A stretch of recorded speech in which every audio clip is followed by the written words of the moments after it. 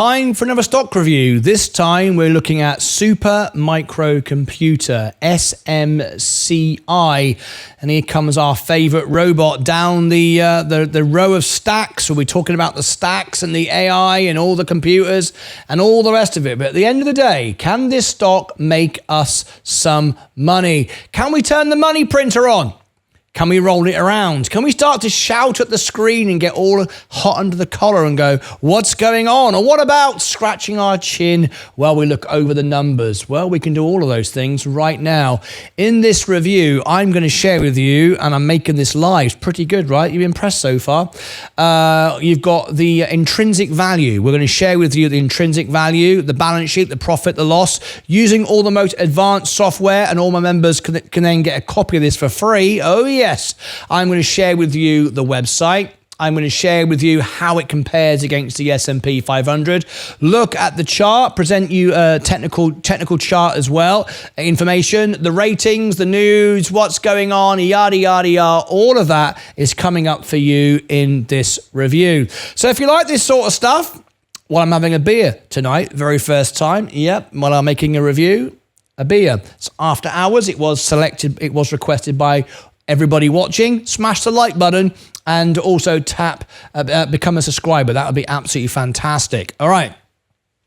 Let's start off nice and simple. It's a full review as requested by the members. If you are a member, you can have a full review like this done for $1. That's right, $1. It will go to the bottom of the list. Higher up, it goes further up the list with a higher super chat. All right, but right now I'm not taking any money from anyone, as I've got about 10 more to do to get on top of all of the reviews, and then I'll be doing it again. This is why I'm doing extra working late in the evening to get all these done. Super Microcomputer, what is it? Well, look at the line chart. Very unusual. This one went along, did absolutely nothing back in 15, 16, 17. And then boom, we've just seen this massive pump and then sell right back. We don't like that. Let's have a look. Super Microcomputer engages in the distribution and manufacture of information technology solutions and other computer products. Its products include twin solutions, MP servers, GPU and coprocessor, MicroCloud, AMD solutions, power supplies, super servers, storage, motherboards, chassis, super workstations, accessories, SuperRack, and server management products. The company was founded by Charles Liang, Yih-Shyan Liaw, and Sara Liu.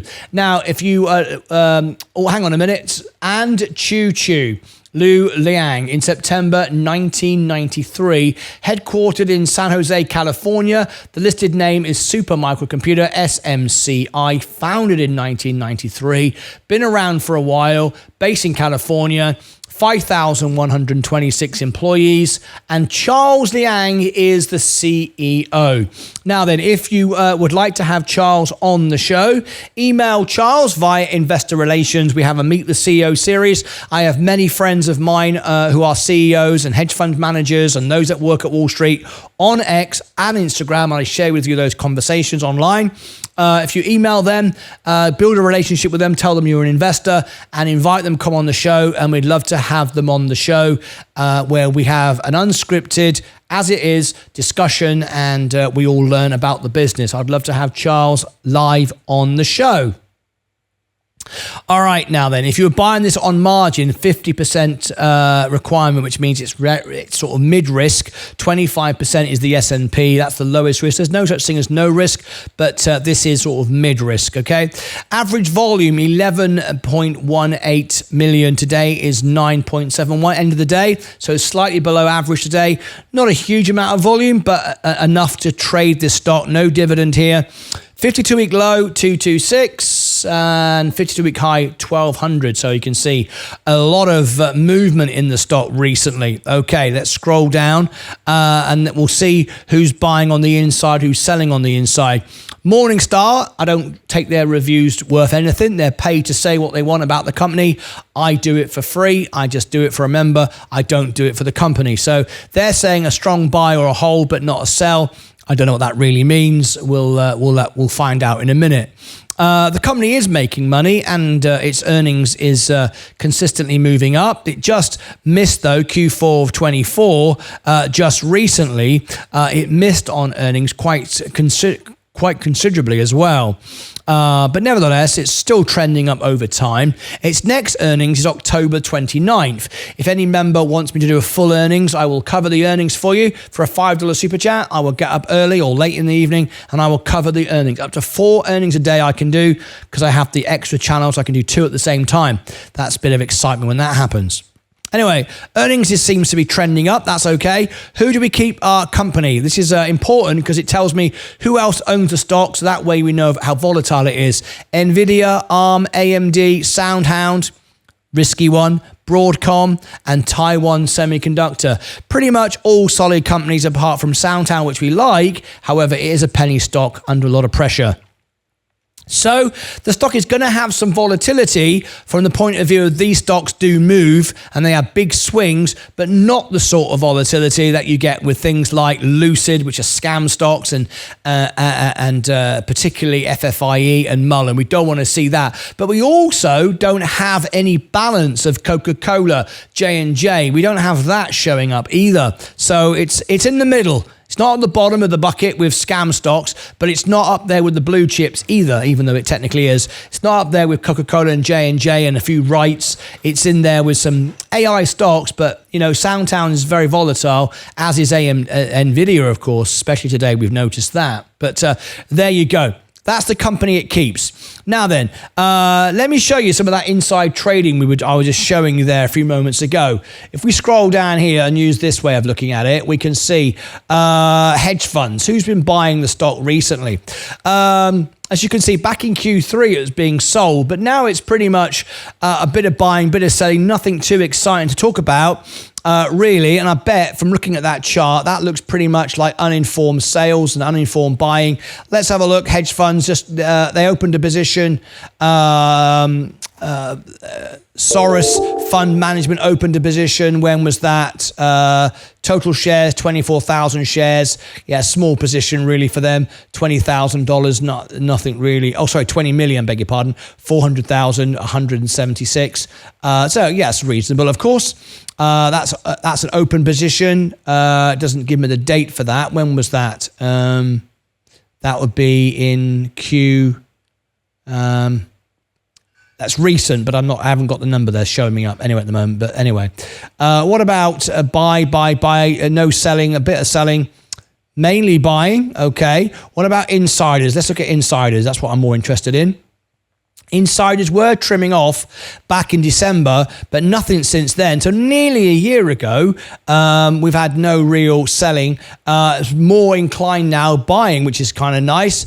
But uninformed buys, uninformative buys, this is what I'm talking about when it's not really sentiment, when you're just simply paying your talent, if you like, to retain talent with shares or grants. It's just a way. It's Ford did that all the time. Like Ford are always paying people in shares, even though the stock doesn't make any money. So it doesn't really say anything about the company. If we saw insiders buying with their own money or selling out, then that tells us a direction of the stock. But uninformative buys like this, automatic buys like this, are just tax positions. They're no big deal. So there's no real negative sentiment. There was back in last year, December, but not now. We're pretty safe. The stock isn't really being, oversold or undersold or anything like that. Anyway, that's enough for that for the minute. Let's move on. Let's go and have a brief look at the website. You can see a little bit about the company, all the stacks. You can see this. We've seen this when we look at NVIDIA and how they set things up, all the cabinets and so on. Another business in this sector. It's not a very super impressive website, but they have got Jensen on there, CEO of course from NVIDIA, showing up on their website. I wonder what that's all about. Anyway, we can scroll down, we can see a little bit. I'm not going to go into the website. You can do that yourself, supermicro.com. There's nothing really too exciting to share with you on that. But what I do want to do is first of all show you a back test. Now this is important. Whenever I buy anything, I want to know how it compares to the benchmark. This is interesting. This benchmark here says if we put $10,000 in Supermicro Computer back in 2015, and we reinvested our dividends with the S&P, by the way, we would now bid $125,000. Very nice indeed, but we've lost a lot of that. It has trimmed back.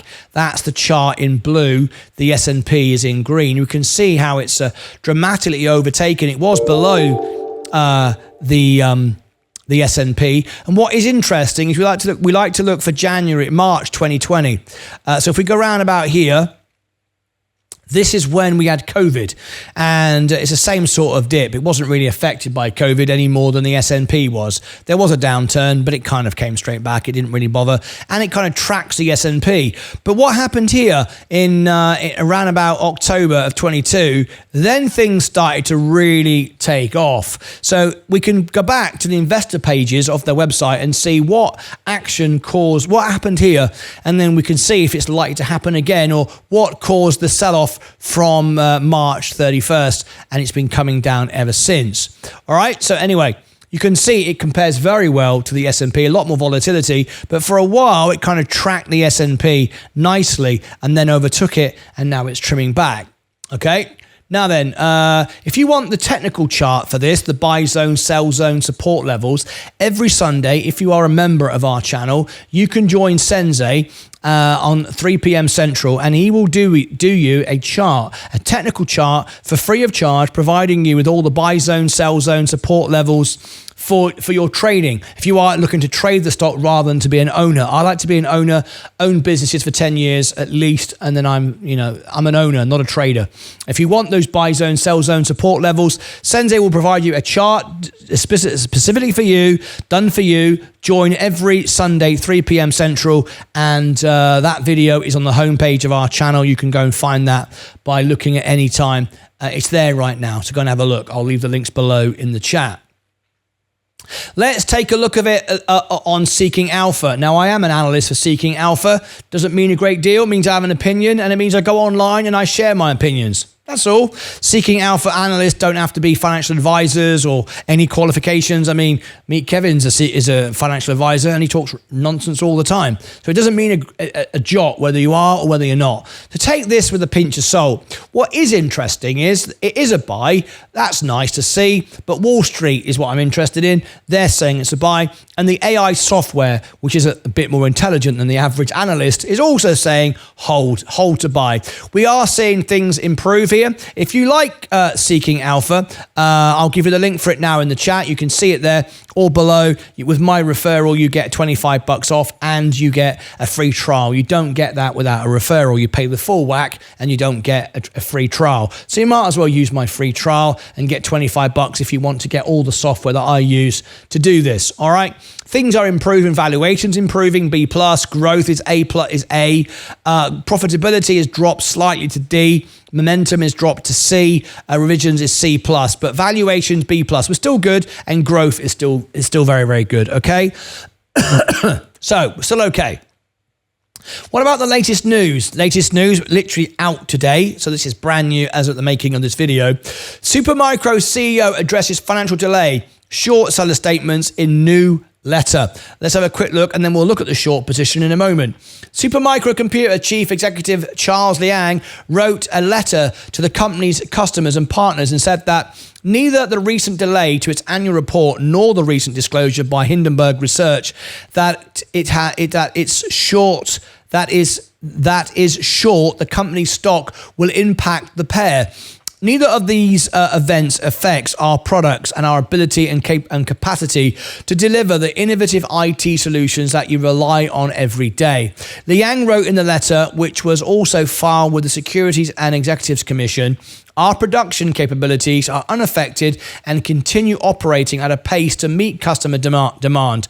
Our world-class engineering and support teams are also unaffected and continue to build and deploy large-scale AI total solutions. Liang added that the company is well positioned to deliver its products portfolio to its customers to help them meet their IT issues. Great.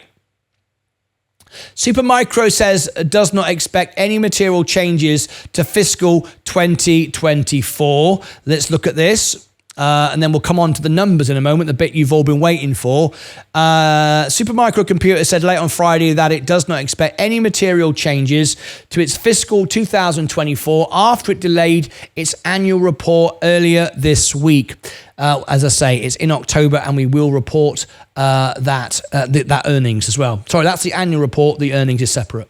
Based upon the work done to date, the company does not anticipate that the 2024 Form 10K will contain any material changes to its results for the fiscal year and quarter ended June 30th, 2024, that were announced in the company's press release dated August the 6th, Supermicro Computer said in the 8K filing.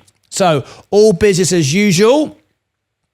Let me now come over here to the numbers. This is the part that everyone has come to see. Let's give you the valuations now. Now then, this is the good part. This is what it's all about.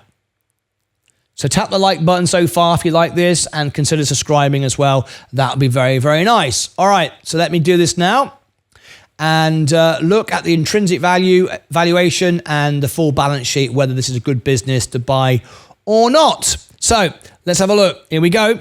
First of all, the intrinsic valuation. Undervalued, and it's accurate. It's accurate. There's no DCF valuation warning or anything like that.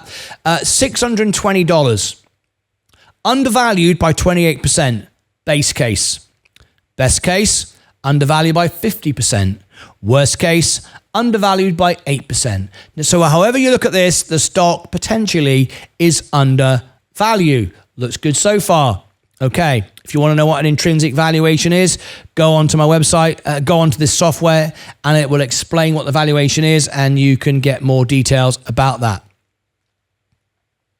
All right, just share with you on the screen. This is how you can find it, and it can give you much more information as what the intrinsic valuation is. All right, so very, very important that. Scrolling on down, we're now going to look at the financials of the company. Now then, this latest numbers we've got is June 29th. So this next report is October. These are the latest numbers. We are 14.9 billion, and we are at the beginning of an S curve. Going into 26, 27, it will probably tail off, but certainly on an S curve up 26%. So intrinsic valuation is good, and our revenue is up, and we are increasing, and this sector is doing well, period. So we can be fairly confident of that. Operating income is up 10%, and we're now about to really go into an exponential S curve. Great. Net income up 15%, and again, S curve. Financing cash flow up 526%. Very, very, very good indeed. Financing cash flow up a huge amount. Investing cash flow, however, is down 245%. Operating cash flow down negative 1,266%. Operating cash flow down considerable. We'll look at the balance sheet in a moment, see what that's all about. All right, okay. 9.9 billion in assets. Now, the software I'm using at the moment is Alpha Spread. All my members can get a free version of this, or they can get the premium version, which my membership will basically give them a 10% discount, which basically makes my membership for free. It's that good. All right. Everyone should get Alpha Spread. I use it. It's by far the most cost-effective software that I use, and especially as I know the CEO, you've got the best deal. No one can offer you this deal. This is by far the best deal, and gives you everything you need to know. If you want a simple way of looking at the stocks in a nice laid out way, this is the way. If you want to get further and further into it, add Seeking Alpha to the top of that, and then you've got everything you need. But Alpha Spread is so simple. It gives you everything very quickly, and investing doesn't need to be complicated. It really doesn't. Anyway, 9.9 billion, cash 1.7. That's a good balance of cash to assets. We don't want too much cash sitting around, but a bit of cash is fine. 4.5. That's good. We don't want any more liabilities than that. Long-term debt, 1.8 billion. It's okay. It's not too high. It's okay. We can live with that. 1.8 billion. We've got 1.7 billion in cash, so we can pay pretty much all our debts off. So we're okay. We're in a good position. Balance sheet's going to be okay. Not an NVIDIA balance sheet, but it's going to be an okay. Now, this is where we have the problem. The gross margins are much, much lower than NVIDIA. So you need to go and check the competition. All right, that's why the stock price is undervalued rather than overvalued. This stock has a smaller moat. What a moat means is if it's got lower margins, it can be crushed by the competition. And that is difficult. That is a bit of a hurdle as well when interest rates are high. And they are right now for borrowing and all those things. Their margins are limited. There's so much this company can do when it doesn't make huge margins like NVIDIA does. NVIDIA is like 3 or 4 times this. You can go and check that using the software that I'm using. So in times of high interest rates, these companies can struggle. However, we are at high interest rates, but that's all about to change. Rates are all about to come down. So this can only get better for this company. Gross margin 14%, 8% operating margin, 8% net margin, negative 13% FCF margin. Again, if you want the full terms of all these, you can find it on my software. I'm assuming you know, but if you don't, of course, you can find that out. ROCE 26%. This is all good. ROIC is 26%. ROA is 18%. And ROE is 32%. All pretty good. Earnings calls. This was the last earnings call. We don't need to cover this one. We're about to come up to the new one, but we've already mentioned. I can just report basically reported a revenue of 5.31 billion, up 143%. We all know this already. This is soon to be superseded. We know the last earnings was good for Supermicro computer.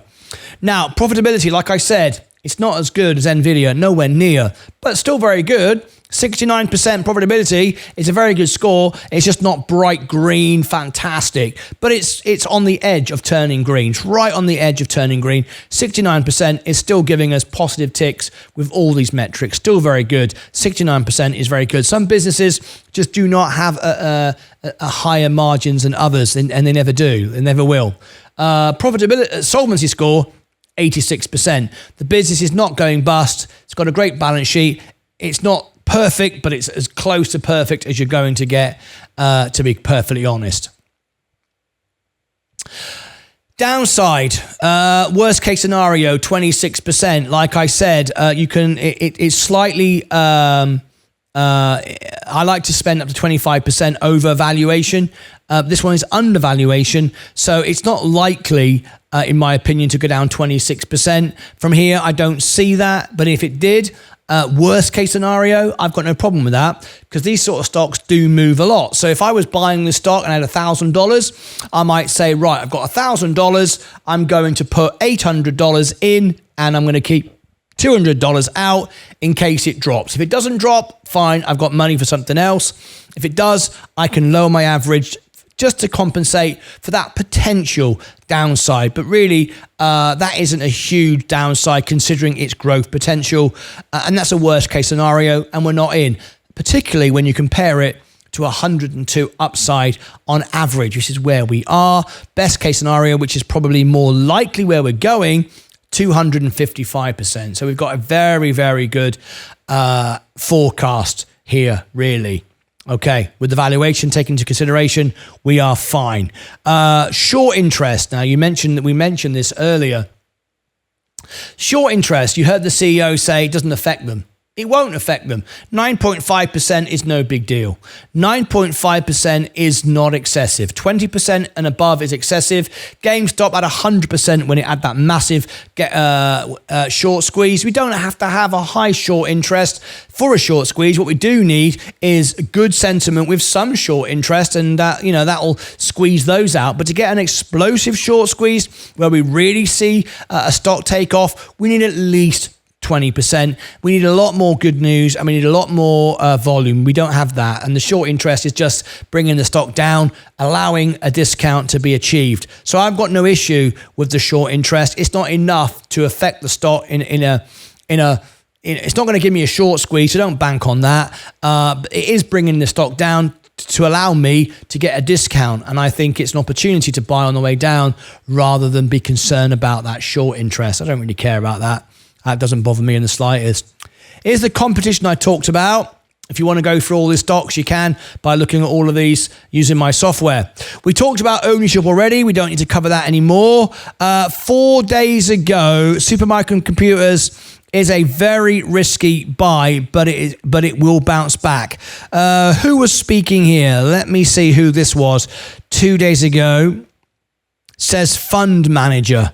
I'm not going to give. Oh, it's only 1 minute long. Okay, what does he have to say? Report on Supermicro, because you have a conviction call there. The delay in presenting the annual report. How much of that is really a red flag, you think, for the business?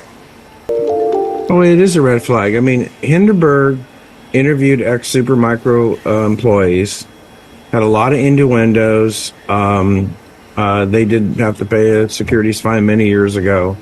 And the main thing that Hindenburg did is they didn't name anything specific. They implied that Supermicro's sales force is so aggressive that maybe they're booking sales a little bit too fast. So the question is, if a salesman books something this quarter and it delivers in the fourth quarter, is that proper accounting? So I think what Supermicro wants to do is they want to debunk any of the claims that Hindenburg made, which weren't specific. They were innuendos. And then I think they have to come out and revise their guidance. Right now, the analyst community is estimating that they're going to have 212% sales growth next quarter, which is truly ridiculous, okay? So I don't care if they have 140% sales growth, 180%. Just revise your guidance and let's move on. And the stock's a very risky buy now. Fortunately, it's at barely it's under 9 times forecasted earnings. So I think it will bounce, but Supermicro needs a PR department, to be candid with you, and they got to put some spit and polish on this and give us some better guidance. Do want to talk? I'm not so sure I find that a concern. I think that's wrapped up with everything else we've learned today about NVIDIA and the Bloomberg news and everybody else. It does seem to me that there's a little bit of a sour thing going on here with NVIDIA and all this AI getting great numbers, and people are going, oh, this isn't true, it can't be that good, and blah, blah, blah. I don't find all this, I find this just hedge funders, and I talk to these sort of people, and I don't share that at all. I don't say that's a problem. When we just heard that report a few moments ago, it wasn't that much of an issue. There's nothing wrong with that. We don't like to see delays, but I don't see this is a major headache for NVIDIA. Supermicro Computers at all. Let me just give you then my final thoughts on this, whether this is a buy or not, whether we like this or not. Price to earnings ratio on this, 20 times earnings, 21 times earnings. That's not expensive. That's not expensive. 21 times earnings for this sector. Not expensive at all. We are undervalued. No doubt about it. We are a well-funded business, no doubt about it. The sector is good. I think there's a lot of noise, a lot of fluff around this at the moment, and I think we're going to be fine with this. I wouldn't be buying it because I only own the S&P, and I never buy individual stocks. I don't pump and dump anything. That's not what I do. I interview CEOs, so it keeps myself neutral. But if I was buying, this, I'd be fine with this. I would be buying $1,000. Let's say at $1,000, I'd put 80% in, keep 20% out, just in case a further dip. But at 400, to me, it seems a good buy. To me, it seems a good buy. The business seems healthy. The fundamentals seem healthy. I think there's a lot of wind and noise around AI at the moment. I wouldn't be overly concerned. For me, it's a potential buy. I'd be just buying it incrementally. I'd buy a bit. I'd go with 80% because I think it's not a bad time at all. 21 times earnings. I mean, that's way cheaper than NVIDIA and others in the same sector. So it's a good buy to me. So there you go. It's a potential buy from me. I would just go in it with increments like that. Click above my head for all the links down below in the description. Over here, I will put my full alpha playlist. Over here, I've got a full alpha playlist, over 200 stocks I reviewed. Down here, I've got the NVIDIA the Super Microcomputer playlist. I've got a whole playlist. If you want the Sensei chart, join Sensei on Sunday. I'll also put the links for that. Also, make sure that you join me for the FOMC report. You cannot afford to miss that. Links below. It's going to be the event of the decade. It'll probably be my biggest ever video of all time. I'm expecting 40,000 to join me live for that event. Believe it or not, that would be fantastic. Look below in the description for that, the FOMC report. Until next time, as always, take care of yourselves and each other.